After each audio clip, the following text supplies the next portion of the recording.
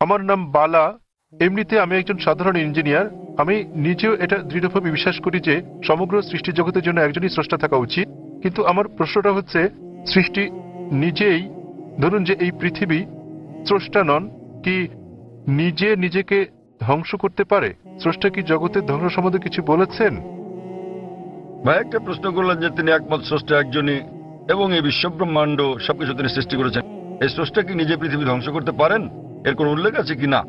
আপনি যদি কোরআন পড়েন, যা সৃষ্টিকর্তা আল্লাহ সুবহানাহু ওয়া তাআলার সর্বশেষ চূড়ান্ত বার্তা, এটা বলা আছে যে তিনি এই ব্রহ্মাণ্ড তৈরি করেছেন এবং তিনি একদিন এটা ধ্বংস করে দেবেন, এটা বলা আছে। এবং যখন এটা ধ্বংস করবেন তিনি নতুন আরেকটা সৃষ্টি করবেন।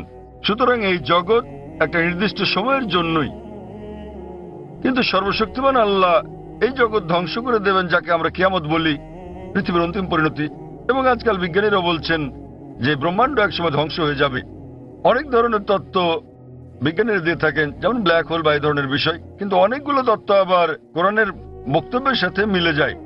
যেমন ধরেন, কোরআন বলে যে সূর্য এবং চন্দ্র একসাথে মিলে যাবে, কোরআন বলে যে সমুদ্র ফুলে উঠবে, কোরআন বলে যে নক্ষত্রগুলো ঝরে পড়বে, কোরআন বলে যে সমগ্র সৃষ্টি জগৎ ধ্বংসের মুখে এসে দাঁড়াবে। এবং এই বিষয়ে যা বলা আছে তার অনেকগুলো বিজ্ঞানীদের দেওয়া তত্ত্বের সাথে মিলে যায়। তত্ত্ব কেন? কারণ এগুলো হচ্ছে অনুমান। যেহেতু কোরআন হলো সর্বশেষ এবং চূড়ান্ত কিতাব, আমরা বলছি যে যেভাবে আমাদের সৃষ্টিকর্তা কোরআনে বলেছেন সেভাবে এটা ঘটবে। এই বিশ্ব ব্রহ্মাণ্ড সেভাবেই ধ্বংস হবে। এটা ধ্বংস হওয়ার পর সবকিছু পুনরুত্থিত হবে, আল্লাহ একটা নতুন জগৎ তৈরি করবেন। এবং এটা নির্ভর করবে আমরা পরীক্ষায় কেমন করি তার উপর। আল্লাহ বলেছেন সূরা মুলক অধ্যায় নম্বর 67 আয়াত নম্বর 2, আল্লাযী খালাকাল মাউতা ওয়াল হায়াতা, আল্লাহ সৃষ্টি করেছেন জীবন এবং মৃত্যু, তোমাদের মধ্যে সৎকর্মে কে উত্তম দেখার জন্য। তো ভাই, এটার উল্লেখ ধর্মগ্রন্থে আছে। তো আপনি কি এই স্রষ্টাতে বিশ্বাস করেন? আপনি কি মানেন যে স্রষ্টা একজনই? আমি বিশ্বাস করি না যে, ধরুন আমাদের এই মানব জাতি। কি বিশ্বাস করেন না? মানব জাতির পক্ষে সৃষ্টি মানে সৃষ্টি, অর্থাৎ দুঃখিত, আপনি বলছেন যে মানব জাতি কি এই পৃথিবীকে ধ্বংস করতে পারে। তো ভাই বলছেন যে মানব জাতি এই পৃথিবীকে ধ্বংস করতে পারে। হ্যাঁ, তারা করলে সেটাই। সেটা কি আমি বলতে চাইছি, আপনি মনে করেন মানব জাতি এই সৃষ্টিকে ধ্বংস করতে পারে? হ্যাঁ। ভাই বলছেন যে তিনি মনে করেন মানব জাতি পারে এই সৃষ্টিকে ধ্বংস করতে। তারা চেষ্টা করতে পারে কিন্তু সফলতা পাবে না। তারা চেষ্টা করতে পারে কিন্তু তারা সফল হতে পারবে না। তারা সফল হতে পারে শুধুমাত্র আল্লাহ সুবহানাহু ওয়া তাআলা চাইলেই। এমনিতে আমরা যেটা বুঝি যে বিজ্ঞানীরা বলে থাকেন সৃষ্টি হচ্ছে দুই প্রকারের। একটা হলো একটা কিছু থেকে অন্য আরেকটা কিছু তৈরি করা, যা আমরা মানুষেরা করে থাকি। যেমন একটা গাছ, সেটা আমরা কাটি, কেটে কাঠ বের করি, তারপর চেয়ার টেবিল বানাই। এটা হচ্ছে কোনো কিছু থেকে কোনো কিছু সৃষ্টি, যা করতে পারে মানুষও এবং সর্বশক্তিমান আল্লাহ। কিন্তু অন্য ধরনের সৃষ্টিটা হচ্ছে শূন্য থেকে কোনো কিছু তৈরি করা, যা মানুষ কখনোই করতে পারবে না, শুধু আমাদের ঈশ্বরই করতে পারেন, শুধু আল্লাহই করতে পারেন। তাই আরবিতে খালাকা শব্দের দুটো মানে আছে। একটা মানে হলো কোনো কিছু থেকে আরেকটা কিছু তৈরি করা, এবং খালাকা শব্দের অন্য মানেটা হচ্ছে শূন্য থেকে কিছু তৈরি করা।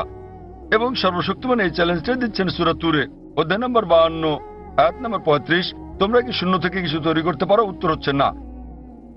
একইভাবে আপনি যখন বলছেন যে আপনি ধ্বংস করছেন, আপনি গাছটিকে ধ্বংস করছেন, গাছটি চেয়ার টেবিলে রূপান্তরিত হলো,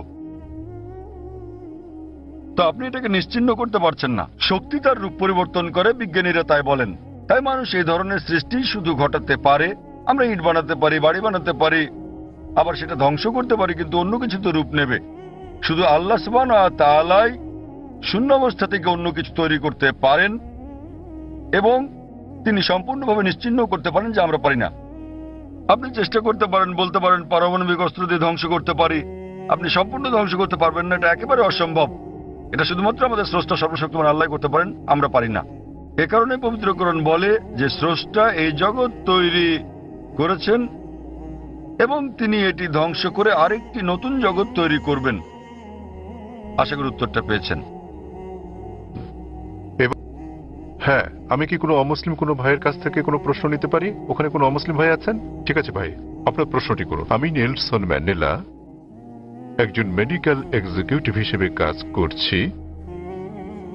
আমি অনেক জায়গায় লেখা দেখেছি যে শান্তি হলো ইসলাম। এটা ভালো কথা, তা সেটা যে যাই মনে করুক না কেন, অমুসলিমদের মধ্যে, খ্রিস্টান লোকদের মধ্যে, হিন্দু লোকদের মধ্যে একটা ভুল ধারণা আছে যে, এমনকি মুসলমানদের মধ্যে এটা আছে যে মুসলমান হওয়া মানে উদ্ধত। এটা কেন হবে? আবার একজন মানুষ হিসেবে আমি ঈশ্বরে বিশ্বাস করি, একক ঈশ্বরে। এমনকি আমি যিশুও বলি না। আমি কি ঈশ্বরের দূতের উপর বিশ্বাস না রেখেও ইসলাম ধর্মে নিজেকে দীক্ষিত করতে পারি? দয়া করে আগে শুনুন, দূত বা নবীকে না মেনে কি আমি সেটা করতে পারি? এই অবস্থায় আমি যদি নিজেকে ধর্মান্তরিত করি, সবাই আমাকে যে নামে চেনে, নেলসন ম্যান্ডেলা, ধর্মান্তরিত হলেও আমি কি এই নামটা রাখতে পারবো? ভাই দুটো প্রশ্ন করেছেন। ওনার প্রথম প্রশ্নটা হচ্ছে যে কেন অমুসলিমরা ধরে নেয় যে মুসলিমরা, আপনারা জানেন যে তারা ইসলামের অনুসারী, ইসলাম মানে হলো শান্তি, কেন তারা ধরে নেয় যে মুসলিমরা উদ্ধত? ভাই আমি আপনার সঙ্গে একমত যে অধিকাংশ অমুসলিমই মনে করে যে মুসলিমরা উদ্ধত, সহিংস ইত্যাদি। ভাই এর কারণটা হলো মিডিয়া।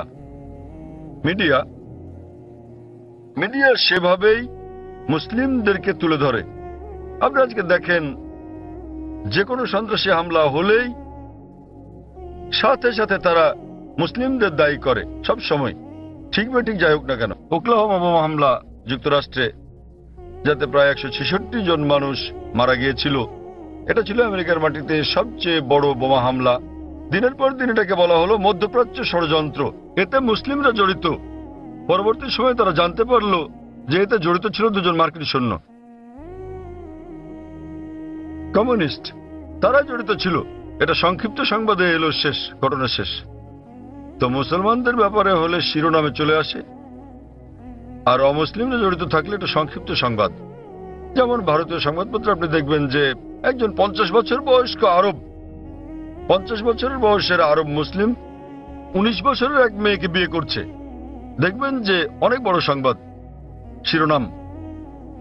পরের দিন 50 বছর বয়স্ক অমুসলিম 9 বছরের মেয়েকে ধর্ষণ করেছে, এটা আসে সংক্ষিপ্ত সংবাদ। তো মিডিয়া প্রথম পাতায় তুলে ধরে একজন 50 বছরের মুসলমান 19 বছরের মেয়েকে বিয়ে করছে, আর 50 বছর বয়স্ক অমুসলিম 9 বছরের মেয়েকে ধর্ষণ করছে, ছোট করে আসে। তো এই হচ্ছে আমাদের মিডিয়া। তাই আমি লেকচার দিয়েছি মিডিয়া এবং ইসলাম, যুদ্ধ না শান্তি বিষয়ে।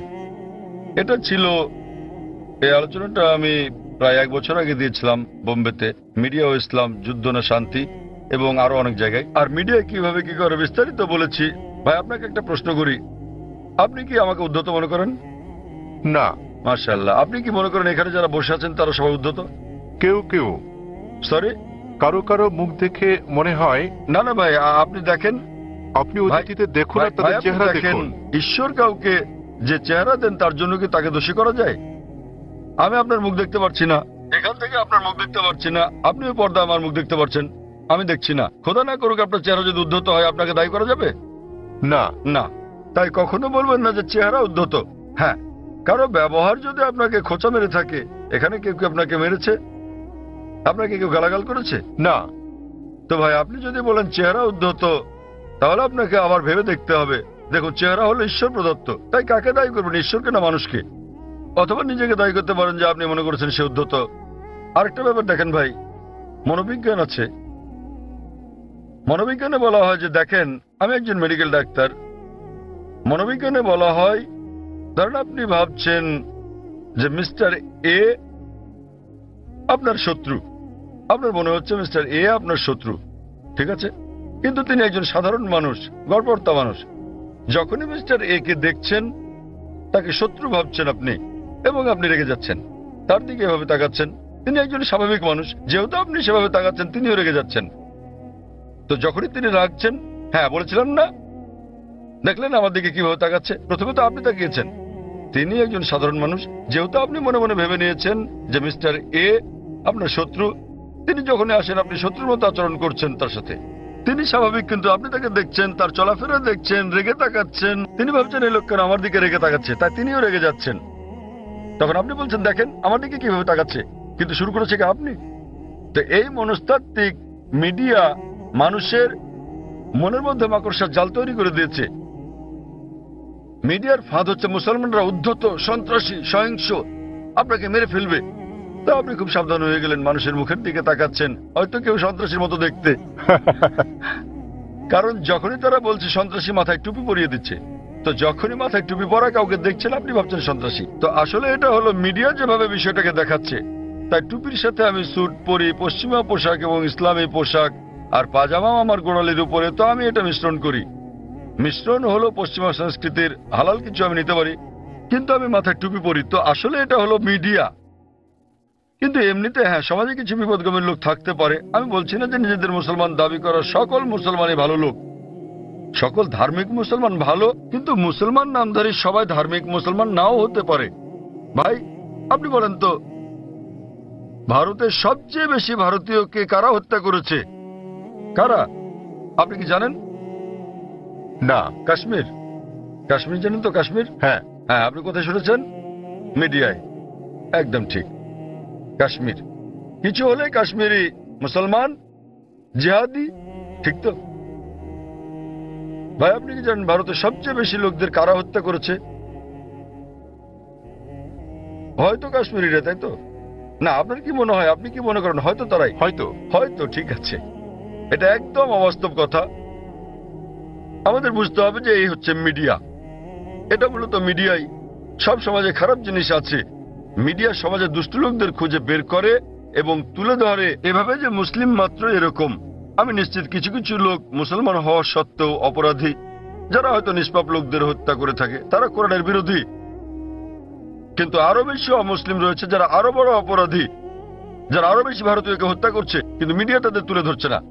তো আপনার প্রথম প্রশ্নের উত্তরে বলা যায় যে এর জন্য মিডিয়ায় দায়ী, আর তা না হলে আপনি এখানে দাঁড়িয়ে থাকতেন না, ঠিক তো? চিন্তা করেন, আপনি হাজার হাজার লোকের সামনে দাঁড়িয়ে আমাকে প্রশ্ন করছেন। আমি এটা হ্যাঁ, ভাবিনি। সেটাই প্রশ্ন করা। যদি আপনি নিশ্চিত হতেন তাহলে আমাকে প্রশ্ন করতেন না, তাই তো? তো এটাই হচ্ছে প্রমাণ যে যদিও আপনি মিডিয়ার কথা শোনেন কিন্তু তাদেরকে পুরোপুরি বিশ্বাস করেন না। তাই আমরা আপনার মতো লোকদের সম্মান করি। নেলসন ম্যান্ডেলা, আর এটা আমাকে দক্ষিণ আফ্রিকার সেই মহান নেতার কথা মনে করিয়ে দেয়, নেলসন ম্যান্ডেলা। এবার আপনার দ্বিতীয় প্রশ্নে আসি। আপনি বলেছেন যে আপনি একজন খ্রিস্টান এবং যীশু খ্রিস্টের উপর বিশ্বাস স্থাপন করেন। আপনি জানতে চেয়েছেন আমি কি ইসলাম গ্রহণ করতে পারি, মুসলমান হতে পারি? রাসূলকে বিশ্বাস না করে আপনি বোঝাতে চেয়েছেন নবী মোহাম্মদকে বিশ্বাস না করার কথা, ঠিক? হ্যাঁ। দূত বলতে তো যীশু খ্রিস্টকেও একজন দূত বলা যায়। কিং লাইসেন্স, পাসপোর্ট, সরকারি সম্পত্তি আপনার সব এই এই নামেই নেলসন করা ম্যান্ডেলার আছে। নামটা পরিবর্তন করতে হবে কিনা? ভাই একটা ভালো প্রশ্ন করেছেন যে খ্রিস্টান পরিবারে জন্মের কারণে তিনি আগের নবীদের সম্বন্ধে জানেন, তিনি যীশু খ্রিস্টের সম্পর্কেও জানেন, ইসলাম ধর্ম সম্পর্কে পড়েছেন, তিনি ইসলামের দর্শনে একমত, ইসলাম গ্রহণও করতে চান, কিন্তু নবী মোহাম্মদ সাল্লাল্লাহু আলাইহি ওয়াসাল্লাম সম্পর্কে তেমন কিছু জানেন না, ঠিক আছে? হ্যাঁ। এই কারণে তিনি নবী মোহাম্মদ সাল্লাল্লাহু আলাইহি ওয়াসাল্লামের উপর বিশ্বাস না এনে ইসলাম গ্রহণ করতে পারবেন কিনা, এই তার প্রশ্ন। আর তাকে তো নাম পাল্টাতে হবে কিনা? প্রথম প্রশ্নের ব্যাপারে বলা যায় যে আপনি একজন মুসলিম হতে পারবেন না যতক্ষণ পর্যন্ত সকল নবীর উপর বিশ্বাস আনবেন না। আমাদের সেই সকল নবীগণের উপরও বিশ্বাস আনতে হবে যাদের নাম কোরআনে আছে। তিনি যদি আল্লাহর একজন দূত হয়ে থাকেন তাদের আমাদের ভালোবাসতে হবে, সম্মান করতে হবে। আর আপনার জানার জন্য বলছি, ইসলাম হলো একমাত্র খ্রিস্টান ধর্ম বিশ্বাস যা বিশ্বাসের একটি ধারা হিসেবে যীশু খ্রিস্টকে বিশ্বাসের কথা বলেছে। কোন মুসলিমই মুসলিম নয় সে যদি যীশু খ্রিস্টের উপর বিশ্বাস স্থাপন না করে। আমরা বিশ্বাস করি যে তিনি আল্লাহ সুবহানাহু ওয়া তাআলা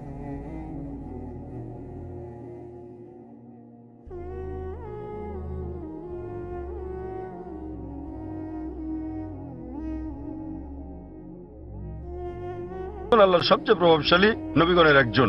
আমরা বিশ্বাস করি যে তিনি মসীহ, যাকে বলা হয় খ্রিস্ট। বিশ্বাস করেন যে যীশু খ্রিস্ট বা ঈসা আলাইহিস সালাম নিজের অমরত্ব দাবিদার। তিনি বলেন যে তিনি ঈশ্বর। প্রকৃতপক্ষে আপনি যদি বাইবেল পড়েন দেখবেন কোথাও এমন একটাও নিঃশর্ত বক্তব্য নেই সমগ্র বাইবেলে যেখানে যীশু খ্রিস্ট বা ঈসা আলাইহিস সালাম নিজে বলেছেন যে আমি ঈশ্বর অথবা তোমরা আমার উপাসনা করো।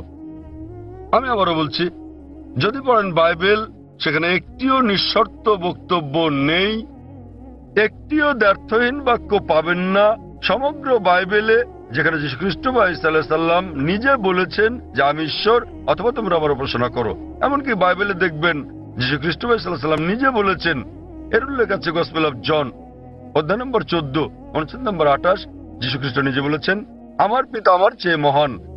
গসপেল অফ জন অধ্যায় নম্বর 10 অনুচ্ছেদ নম্বর 29, আমার পিতা সবার চেয়ে মহান। গসপেল অফ ম্যাথিউ অধ্যায় নম্বর 12 অনুচ্ছেদ নম্বর 28, আমি ঈশ্বরের শক্তি দিয়ে শয়তানকে পরাভূত করি। গসপেল অফ লুক অধ্যায় নম্বর 11 অনুচ্ছেদ নম্বর 20, আমি ঈশ্বরের আঙ্গুলের ইশারায় শয়তানকে পরাভূত করি। গসপেল অফ জন অধ্যায় নম্বর 5 অনুচ্ছেদ নম্বর 30, আমি নিজের থেকে কিছুই করতে পারি না, আমি যেমন শুনি তেমন বিচার করি, আর আমার বিচার ন্যায্য, কারণ আমি নিজের ইচ্ছায় চলি না, আমার পিতার ইচ্ছায় চলি। যে বলবে আমি সর্বশক্তিমান আল্লাহর ইচ্ছার অনুসারে নিজের ইচ্ছার নই, সে একজন মুসলিম। যীশু খ্রিস্ট সাল্লাল্লাহু আলাইহি ওয়াসাল্লাম ছিলেন একজন মুসলিম। তিনি কখনোই দেবত্ব দাবি করেননি, তিনি কখনোই বলেননি যে তিনি ঈশ্বর। আর আপনি যদি বাইবেল পড়েন, সেখানে বুক অফ অ্যাক্টসে আছে অধ্যায় নম্বর 2 অনুচ্ছেদ নম্বর 22, যে হে ইসরায়েলের লোকেরা, এই নাজারেথের যিশুর কথা শোনো। তোমাদের মধ্যে হতে ঈশ্বর কর্তৃক মনোনীত ব্যক্তি, যিনি অলৌকিক অবিশ্বাস্য কাজ করেন ঈশ্বরের মাধ্যমে, আর তোমরা তার সাক্ষী। ঈশ্বর কর্তৃক মনোনীত এক ব্যক্তি তোমাদের মধ্যে আছেন, যিনি অলৌকিক অবিশ্বাস্য কাজ করেন ঈশ্বরের মাধ্যমে, আর তোমরা তার সাক্ষী। আর যখন যীশু খ্রিস্ট সাল্লাল্লাহু জিজ্ঞেস করা হলো আপনার প্রথম নির্দেশ কি, তিনি অক্ষরে অক্ষরে সেই কথাটাই বললেন যা মুসা আলাইহিস সালাম বলেছিলেন বুক অব ডিউটেরোনমি অধ্যায় 6 অনুচ্ছেদ 4-এ। যীশু খ্রিস্ট সাল্লাল্লাহু সেই কথাটাই বলেন গসপেল অফ মার্ক অধ্যায় 12 অনুচ্ছেদ 29। তিনি বলেন شما إسرائيل أدنى أدنى خد শোনো হে ইসরায়েলবাসী, ঈশ্বর আমাদের ঈশ্বর হলেন একজন ঈশ্বর। তো আপনি যদি মুসলমান হন, মুসলমান হতে গেলে আপনাকে সকল নবীর উপর বিশ্বাস আনতে হবে। সে আদম থেকে শুরু করে নূহ, ইব্রাহিম, ইসহাক, মুসা, যিশু এবং নবী মুহাম্মদ সাল্লাল্লাহু আলাইহি ওয়াসাল্লামের উপর। তো এখন নবী মুহাম্মদ সাল্লাল্লাহু আলাইহি ওয়াসাল্লামের ব্যাপারে আপনার প্রশ্নে আসি। আপনি হয়তো তার সম্পর্কে বিস্তারিত জানেন না, আপনি হয়তো তার জীবনী সম্বন্ধে জানেন না, কিন্তু আপনাকে তার উপর বিশ্বাস আনতে হবে। আর আপনি যদি খাঁটি খ্রিস্টানও হয়ে থাকেন, যীশু খ্রিস্ট বা ঈসা আলাইহিস সালাম ভবিষ্যৎবাণী করেন নবী মুহাম্মদ সাল্লাল্লাহু আলাইহি ওয়াসাল্লামের ব্যাপারে। নবী মুহাম্মদ সাল্লাল্লাহু আলাইহি ওয়াসাল্লামের ব্যাপারে ভবিষ্যৎবাণী করা হয়েছে ওল্ড টেস্টামেন্টে, এমনকি নিউ টেস্টামেন্টেও ভবিষ্যৎবাণী করা হয়েছে বুক অব ডিউটেরোনমিতে অধ্যায় 18 অনুচ্ছেদ 18, বুক অব ডিউটেরোনমি অধ্যায় 18 অনুচ্ছেদ 19, বুক অব আইজায়া অধ্যায় 29 অনুচ্ছেদ 12, সং অব সলোমন অধ্যায় 5 অনুচ্ছেদ 16, এমনকি নিউ টেস্টামেন্টেও তার কথা বলা হয়েছে। যীশু খ্রিস্ট সাল্লাল্লাহু বলেছেন নবী মুহাম্মদ সাল্লাল্লাহু আলাইহি সাল্লামের আগমনের ব্যাপারে গসপেল অফ জন অধ্যায় 14 অনুচ্ছেদ 16, গসপেল অফ জন অধ্যায় 15 অনুচ্ছেদ 26, গসপেল অফ জন অধ্যায় 16 অনুচ্ছেদ 7 এবং গসপেল অফ জন অধ্যায় 16 অনুচ্ছেদ 12 থেকে 14। আপনার বোঝার জন্য আমি শুধু শেষের অনুচ্ছেদটা বলবো। সবার শেষে যেটা বললাম, যীশু খ্রিস্ট সাল্লাল্লাহু আলাইহি সাল্লাম বলেন গসপেল অফ জন অধ্যায় নম্বর 16 অনুচ্ছেদ 12 থেকে 14, যে তোমাদেরকে আমার অনেক কিছুই বলার আছে, কিন্তু তোমরা এখন তা গ্রহণ করতে পারবে না। যখন সত্যের আত্মা আসবেন, তিনি তোমাদের সত্যের পথে পরিচালিত করবেন। তিনি নিজ থেকে কিছু বলবেন না, তিনি যা শুনবেন তাই বলবেন, তিনি আমাকে মহিমান্বিত করবেন। তো এখানে যীশু খ্রিস্ট সাল্লাম বলছেন নবী মুহাম্মদ সাল্লাল্লাহু আলাইহি সাল্লামের ব্যাপারে। তিনি বলছেন তোমাদেরকে আমার অনেক কিছুই বলার আছে, অর্থাৎ যীশু খ্রিস্ট মানুষদের অনেক কথা বলতে চেয়েছিলেন, কিন্তু তিনি বলেন তোমরা এখন তা বুঝতে পারবে না।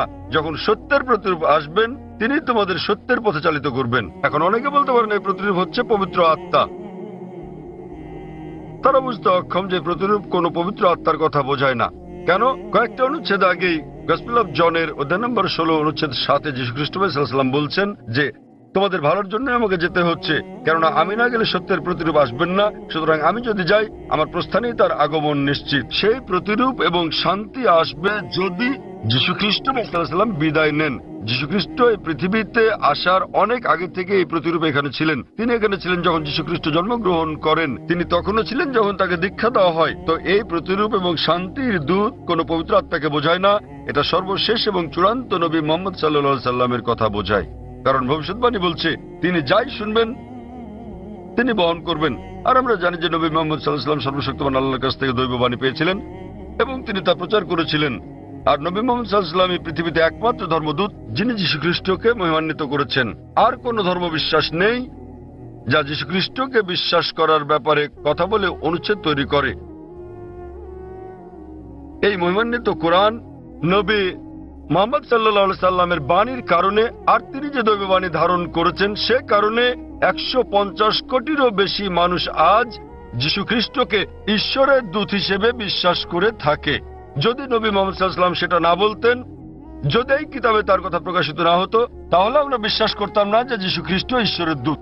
যেহেতু নবী মুহাম্মদ সাল্লাল্লাহু আলাইহি ওয়াসাল্লাম বলেছেন, আমরা সকল মুসলমান সন্দেহাতীত ভাবে বিশ্বাস করি যে যীশু খ্রিস্ট সাল্লাল্লাহু আলাইহি ওয়াসাল্লাম আল্লাহর সবচেয়ে প্রভাবশালী নবীদের মধ্যে একজন। একইভাবে আপনি যদি খ্রিস্টান হন আর আপনার ধর্মগ্রন্থ পড়েন, নবী যীশু খ্রিস্ট সাল্লাল্লাহু আলাইহি ওয়াসাল্লাম ভবিষ্যদ্বাণী করে গেছেন সর্বশেষ ও চূড়ান্ত নবী মুহাম্মদ সাল্লাল্লাহু আলাইহি ওয়াসাল্লামের আগমনের ব্যাপারে। এখন যেহেতু আমি তুলনামূলক ধর্ম নিয়ে পড়ি, আমি হয়তো যীশু খ্রিস্ট সম্পর্কে অনেক কিছু জানি, কিন্তু অধিকাংশ মুসলমানই আপনি যদি জিজ্ঞেস করেন যিশুকে ছিলেন, তিনি একজন নবী, কিন্তু আপনি বিস্তারিত জিজ্ঞেস করলে তারা নাও জানতে পারে।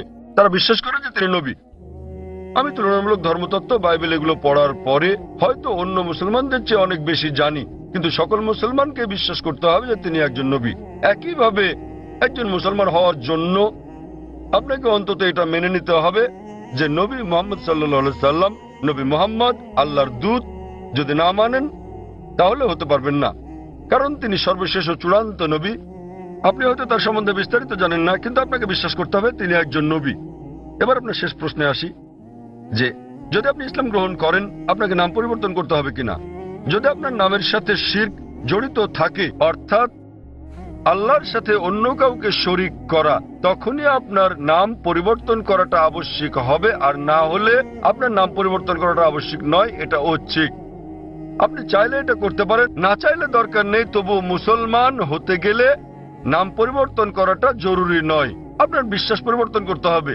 বিশ্বাস পরিবর্তন মানে বিশ্বাস করা যে ঈশ্বর একজনই, যাকে উপাসনা করা যায়, আর নবী মুহাম্মদ আল্লাহর দূত, এবং অন্যান্য সকল নবী আদম আলাইহিস সালাম থেকে শুরু করে নূহ, ইব্রাহিম, মুসা, যিশু এবং সকল নবীদের সাথে নবী মুহাম্মদ সাল্লাল্লাহু আলাইহি সাল্লামের উপরও বিশ্বাস আনা। কেউ যদি বলে যে আমি মুসলমান হতে চাই কিন্তু আমি যীশু খ্রিস্টকে ঈশ্বরের দূত বলে মানি না, একজন মুসলমানের বিশ্বাস করতেই হবে। সে যদি না জেনে থাকে, যে মুহূর্তে আমি তাকে কোরআন দেখাবো, কোরআন বলছে, সে বিশ্বাস করা শুরু করবে।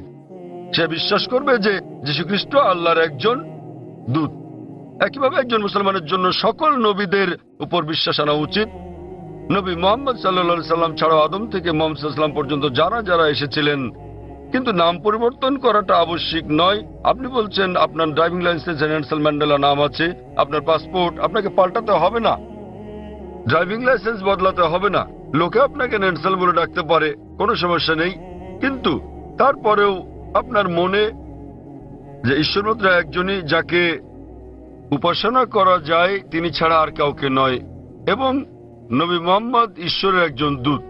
বাকি সকল নবী সহ আদম থেকে শুরু করে যিশু, মুহাম্মদ সাল্লাল্লাহু আলাইহি সাল্লাম। তো আপনি কি বিশ্বাস করেন যে মুহাম্মদ ঈশ্বরের একজন দূত? ভাই নেলসন? হ্যাঁ স্যার। আমি যদি বলি যে আপনার নাম নেলসনই রাখতে পারেন, বিশ্বাস করবেন যে মুহাম্মদ ঈশ্বরের একজন দূত? হ্যাঁ স্যার। আপনি হয়তো তার সম্পর্কে বেশি কিছু জানেন না। আপনি হয়তো জানেন না যে তিনি কোথায় জন্মগ্রহণ করেন। যদি জানেন তো ভালো, কিন্তু এটা বাধ্যতামূলক নয়। তখন বিশ্বাস করবেন যে নবী মুহাম্মদ সাল্লাল্লাহু আলাইহি ওয়াসাল্লাম ঈশ্বরের দূত? হ্যাঁ স্যার। আপনি বিশ্বাস করেন? হ্যাঁ। আপনি হয়তো বিস্তারিত জানেন না, তাও বিশ্বাস করেন? হ্যাঁ। আপনি বিশ্বাস করেন যে ঈশ্বর একজনই? হ্যাঁ। আপনি কি মানেন যে যীশু খ্রিস্ট ঈশ্বর নন? যিশু ঈশ্বর নন, যিশু ঈশ্বরের একজন দূত। খুব ভালো, মাশাআল্লাহ। তো আপনি কি শাহাদাত পড়তে চান? হ্যাঁ আচ্ছা, অবশ্যই। আমি আরবিতে বলবো, আপনি সাথে সাথে বলবেন। আপনি কি মানেন যে ঈশ্বর একজন? হ্যাঁ। আপনি কি মানেন যে নবী মুহাম্মদ সাল্লাল্লাহু আলাইহি ওয়াসাল্লাম ঈশ্বরের একজন দূত? আপনি কি মানেন যে যীশু খ্রিস্ট ঈশ্বরের একজন দূত? হ্যাঁ। কেউ কি আপনাকে জোর করছে গ্রহণ করতে ইসলাম? না। কেউ আপনার উপর চাপ প্রয়োগ করছে? না। কোনো অর্থনৈতিক চাপ, টাকা? না। টাকার কোনো হ্যাঁ। ব্যাপার নেই। তো আপনি মন থেকেই বলছেন, হ্যাঁ। আপনার নিজের ইচ্ছাতে, হ্যাঁ। কোনো চাপ নেই আপনার উপর। বেশ, না। আমি আরবিতে বলবো, আপনি সাথে সাথে বলবেন।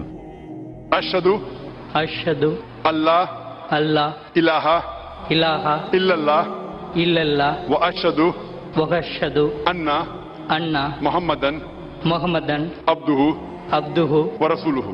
ওয়া রাসূলুহু। মাশাআল্লাহ। আমি সাক্ষ্য দিচ্ছি,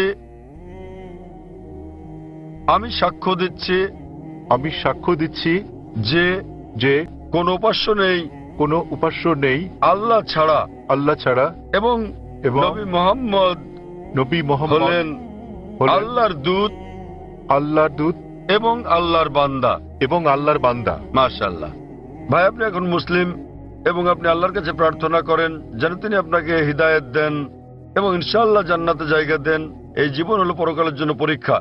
তিনি আপনাকে ইনশাআল্লাহ জান্নাতে নিয়ে যাবেন। এবং আমি অন্যান্য ভাইদের প্রতি বলবো যে যখনই কেউ গ্রহণ করবেন ইসলাম, আপনারা বিষয়টার প্রতি খেয়াল রাখবেন এবং আন্তরিকভাবে সহযোগিতা করবেন, আরো সহনশীল হবেন। কারণ আমাদের দিনে একজন নতুন মানুষ আসছেন, তাকে আপনার সামর্থ্য অনুযায়ী সাহায্য সহযোগিতা করুন। এবং ইনশাআল্লাহ আমি দোয়া করছি আপনি আপনার নাম নেলসনই রাখতে পারেন। আপনাকে নাম বদলাতে হবে না, এটা আসলে আবশ্যিক নয়। আপনাকে নাম বদলাতে হবে না, আপনার নাম নেলসনই রাখতে পারেন এবং একই সাথে একজন ধার্মিক মুসলিম হতে পারবেন। কোরআন বুঝে পড়ার চেষ্টা করবেন এবং যতটুকু নির্দেশনা আপনি পাবেন ইনশাআল্লাহ তা প্রয়োগ করেন। এবং আমি আপনাকে অনুরোধ করছি আমার জন্য দোয়া করবেন।